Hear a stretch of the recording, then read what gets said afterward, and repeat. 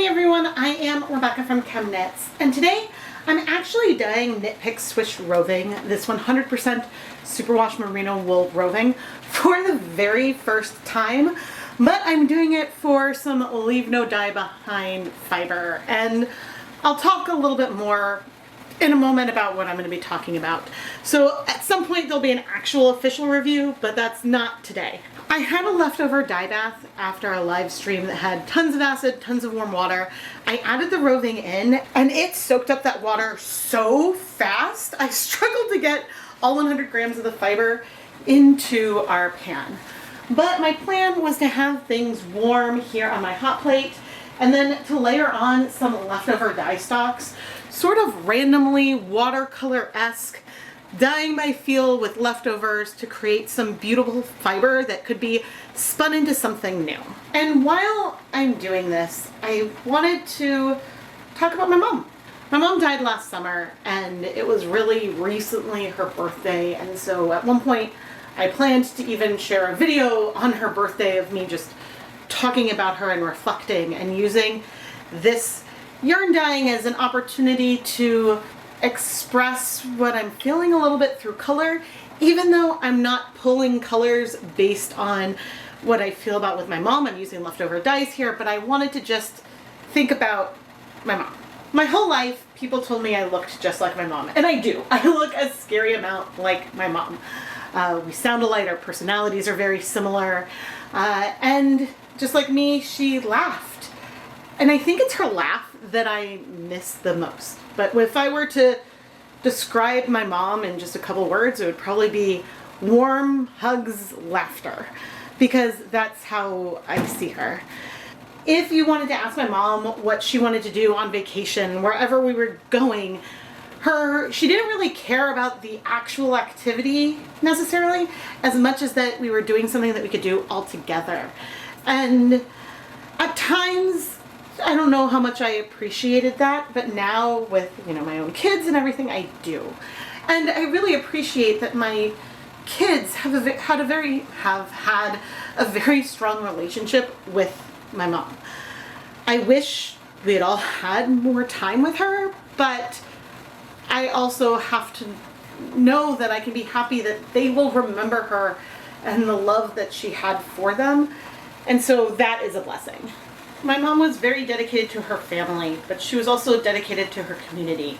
And she worked for a number of nonprofits. She volunteered, did a lot of fundraising for schools that I went to, for the arts, for cancers, for other organizations in our community. And as a kid, she encouraged me to meet with the mayor and set up my own little Kids for Trees type charity thing. And I think the reason why I ended up with that meeting is because she knew the mayor from community activism and helping with the neighborhood and stuff in our community. And so she was always very involved and very giving with her time and using her skills to really help better the communities around her. My mom was a mama bear. She was an advocate for me and my brother. If either of us had, any issues at school or something, she would be on the phone, not in like a rude or mean way, but in a persistent, always having our backs kind of way. And that is something that I absolutely cherish.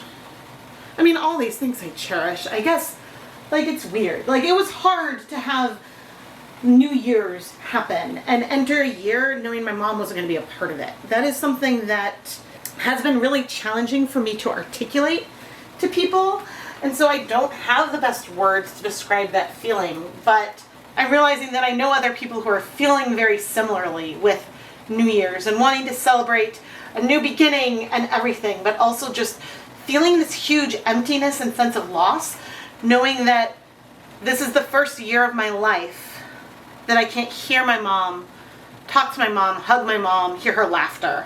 And so that's just really, really hard. I mentioned that my mom loved the arts.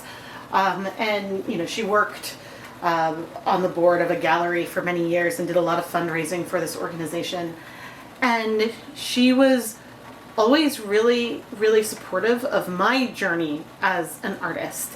Even though like my type of art is different, I suppose, than the painters and people that, you know, I guess she was probably interacting with more. But she never was critical about or anything about my decision to go on this path. She was always very supportive and encouraging. I don't know if she ever actually watched any of my videos, but that's okay. I always tell people if they're not yarn people or fiber crest people that, you know, they don't have to watch my videos. It's not the kind of content that necessarily they would feel a part of, but I always felt supported by her. And so for that, I'm grateful. I had a strong relationship with my mom. We would fight at times. I would get annoyed by her and other, I'm sure, similar things when you have a child-parent-adult relationship.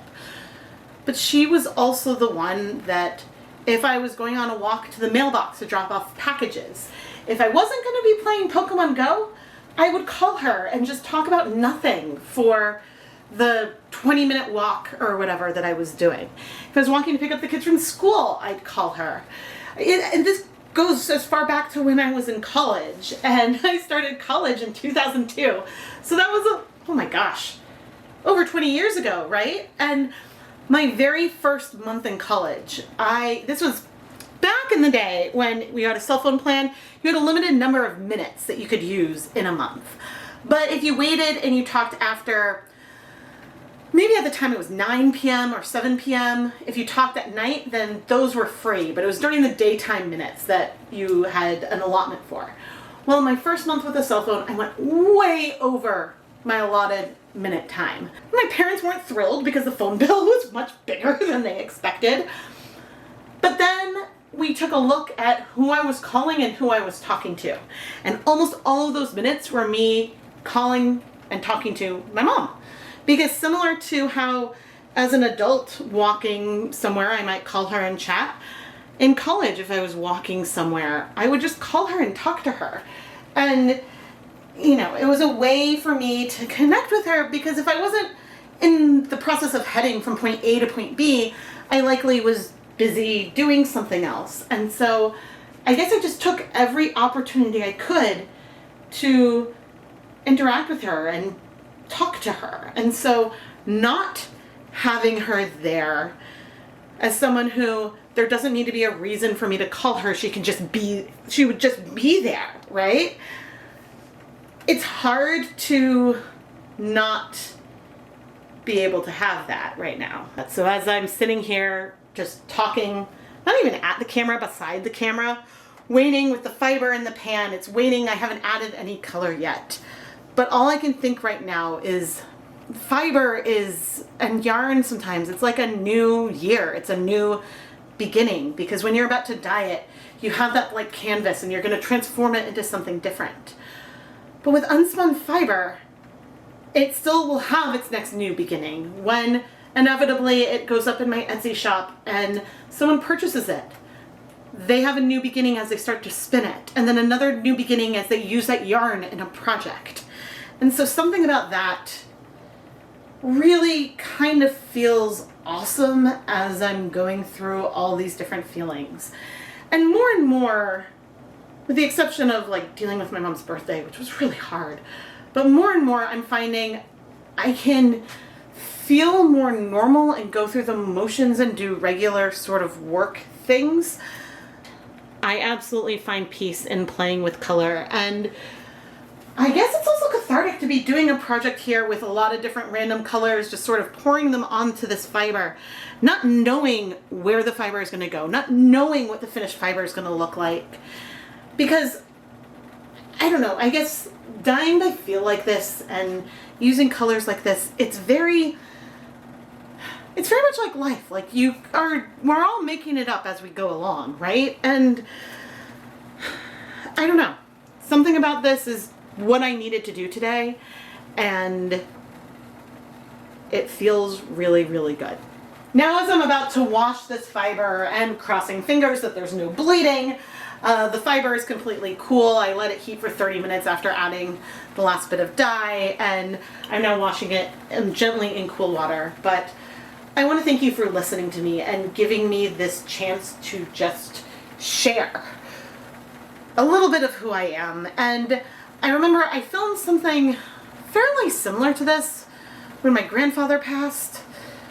Oh gosh, it's all like, it's hard, and I just have to keep telling myself I am so lucky to have known so many people who are connected to me by blood, and also people who aren't connected to me by blood, but I'm so lucky to have so many people in my family who have cared about me so deeply. And I just hope that I always feel them as a part of me, you know? And I'm continuing my voiceover as we look at our finished dry roving. Likely I'm fluffing it up. Likely it's beautiful. The colors might be patchy, or maybe things spread more than I anticipated. I don't know, because I have not added a drop of color onto the roving yet as I am filming these words and sharing these words. That's not the important part today. The important part today is that I know I'm going to play around with this kind of technique more on fiber, and I'm excited to do that. And I'm excited to create colors and channel what I'm feeling into those colors, whether I'm feeling joy, whether I'm feeling grief, whether I'm feeling frustration or anger, and using this creative outlet as a way for me to share those feelings. And I mean, maybe I'm not always going to be talking about my feelings besides like disappointment in a colorway or thrilled with a colorway, but behind the scenes, something that sometimes I guess, hold back a bit are those feelings and those emotions. And I try to overall stay very, very positive here. And I would love to continue to be able to stay really positive here and have this be a happy place, an escape from everything. But from time to time, I think it also is cathartic for me to share a little bit of my heart here, and a little bit deeper, I guess, beneath the surface, outside of the surface area of the yarn, deeper than a glaze. I don't know.